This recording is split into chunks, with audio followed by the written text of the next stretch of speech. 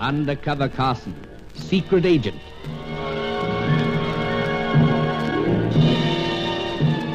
Operation Deathray, an assignment in Rio.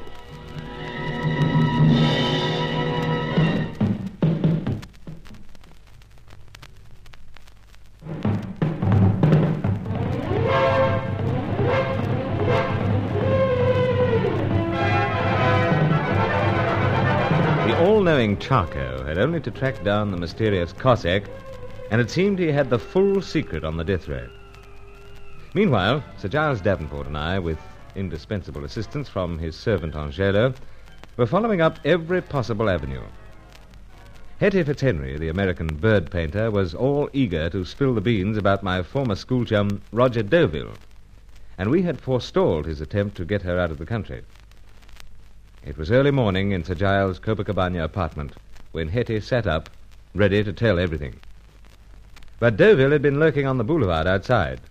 Now, with an ugly bunch of peons, he was moving towards the apartment building. Bruce, Sir Giles, understand this.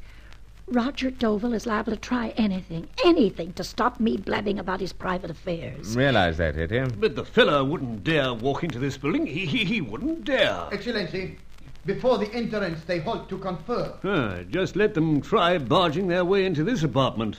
They'll get a lively reception. In addition to Senor Deauville, Excellency, they number 5. 5, Joe? Si. 6 in all. Don't particularly care for it, Sir Giles. Nor I. But, Angelo... By the back approach of the building, Excellency, I leave at once. Why, old fellow? The situation demands the attention of my relatives. Relatives? Oh, well... I will return with many of them, Excellency. Yes, but will you be able to get out of the place? Indeed. If Angelo is able to get out, couldn't we all get out? The exit which I use demands the risk of a difficult descent. I'm willing to tackle anything. It would be much too difficult for the senorita. Excellency, I will hasten. Very well, then, and see that the door locks after you. Indeed. Best of luck. I have already spoken with the good spirits. Well, now... keep hardware handy. Hardware? Gun. Oh, yes, of course. Well, here we are. And I have something more substantial than pipe. Bruce, I can't understand how you two characters... Oh, pardon the expression, Sir Giles. I think it's most delightful. But do go on. Well, I just can't understand how you're so cool and collected. Why waste good energy being het up? Now then, what's all this about you forging paintings? Or is Carson wrong? I don't think so, sir. Here's a sample, Hetty. Carson, you son of a gun. Where did you get that painting? We took the liberty of looking over your flat. So you did? And I stumbled upon this. Well... When finished, my dear, it would be a nice forgery of that superb 19th century bird painter, Audubon. Superb? Oh, very convincing, anyway. Enough to trick most people. But not expert Carson. Well, numbering bird watching amongst hobbies has made me rather keen-eyed as far as such paintings are concerned. I can imagine. Now, Hetty, we're not trying to be clever. It's just that we think that you've been forging Audubons, and... Okay, I have. But I started it during the war in the States, when Roger was down to his last cent. Rather suspected something like that. He's the rottenest character ever I met. I did it to help him out. And ever since, he's held it over my head. Blackmailed you, eh? Yeah.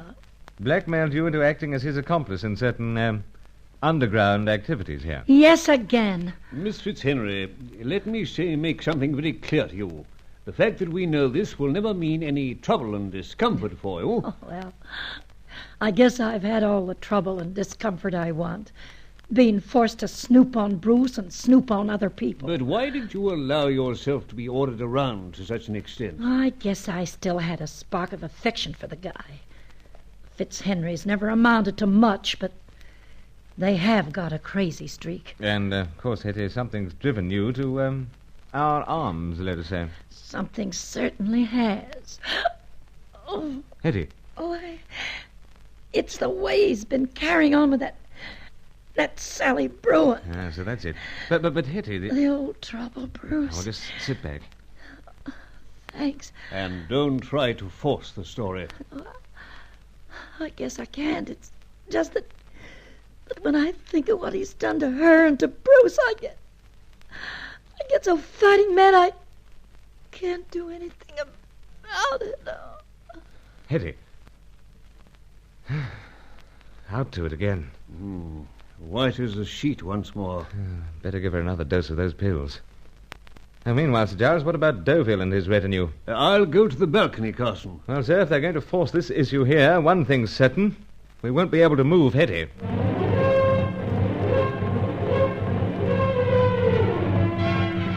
Deauville wasn't in sight, but Sir Giles spotted a number of doubtful characters lounging with studied nonchalance outside the entrance and on the beach side of the boulevard. 10 very tense minutes passed before Hetty opened her green eyes. Tired eyes, perhaps, but still very lovely. Silly of me. Now, take things easy. Yes, my dear. What about Roger and his bruisers? No trouble as yet. And your Angelo? Nothing from him, I fear. I guess you boys are waiting for me to come good on Roger's doings. So, my dear, being in the business, we are. I know a good deal about you, Bruce. About this job with the meat importing outfit being a blind. About you and Sir Giles being British agents. Oh, you don't have to deny it. Thanks. And you can thank Sally Bruin for anything I tell you. That's the point, before I forget it. You say that friend Deauville has been carrying on with Miss Bruin? You can say that again, Sir Giles. Well, Carson was rather under the impression that Deauville had been pestering her. Like fun, he's been pestering her. What's this? She's been haunting him just as much as he's been haunting her. And don't let anyone fool you otherwise. There you are, Carson. Oh, I don't know what to make of that. Miss Bruin isn't quite the young innocent you imagine. She certainly isn't. Well, what do you know about her, Hetty? Little else. She's working in with Deauville? In the murderous frame of mind I am, I'd like to say she was, but I don't think so. I see. And now for a very important point. Very important to us, Miss Fitzhenry. With whom is Deauville working? You've got no idea, Sir Giles. We've an inkling. So? Either the freelancers... No, not the freelancers. Then it's some major continental power. That's right. Which one, my dear? You know, you boys are going to doubt me when I say this, but I'm being dead honest. I don't know. We don't doubt you. However... But you really do, huh? Well, it is a little, shall we say, odd. I could never wheedle it out of Roger. I just don't know. Then we must leave it at that. Seems so. But, Hetty, who else is bound up with him? Well, there's quite a team of local boys. Anyone we know? Well... Herman Nagel? Oh, no, not really. That sorry character's prepared to sell his soul to anyone who comes along. Yes, we thought as much. He's worked for Roger at times, and he's worked for Roger's rivals. Us?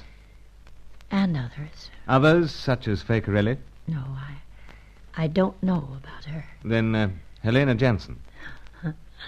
Now, she's a one. So we believe. There's some link between her and Roger. Yes? Though I can't make it out. Oh, why so? Well, he seems to have some hold over her. Oh, blackmail, perhaps. Yes, it'd be his doggone form. Don't upset yourself, Hetty. No, I guess not. You were saying that Deauville seemed to have some hold. Sure, Sir Giles. Yet, on the other hand, she seems to have some hold on him. It's very interesting. Most. But to press on, Hetty, have you by any chance heard of Charco? Have I heard of him? I ask you. Well, I really should say, can you tell us anything about him? Only that he's got the full Deathray secret in his pocket, barring what he has to get from someone called the Cossack. And he's made some boast about mopping up the opposition before that character makes his appearance. That's all you know?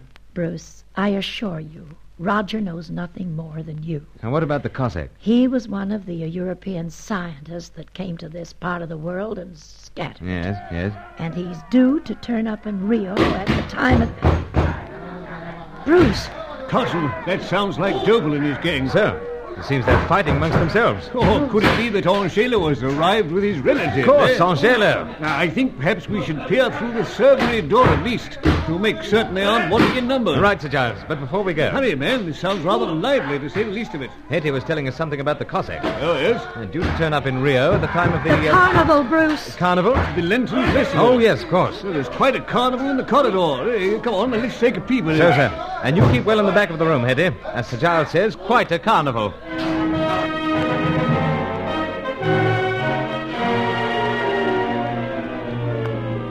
Angelo and his relatives were putting the finishing touches to Deauville and his offsiders when Sir Giles and I took our first peep.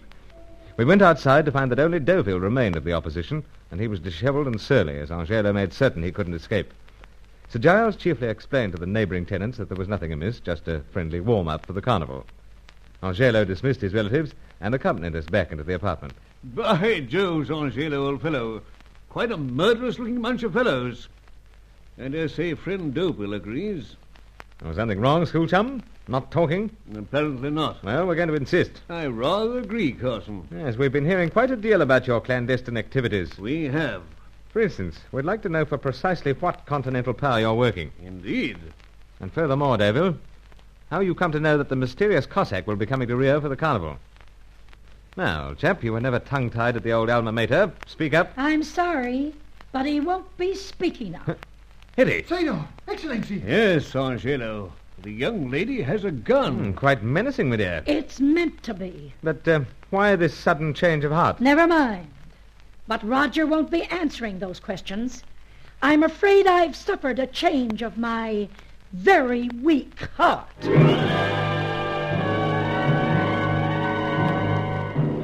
My faith in the fair sex had been rather shaken by Hetty's revelations on Sally Bruin, but now I was to be shaken by this sudden change in Hetty. Meanwhile, it seemed that the Rio Carnival was to provide a dazzling background to the final efforts in Operation Deathray.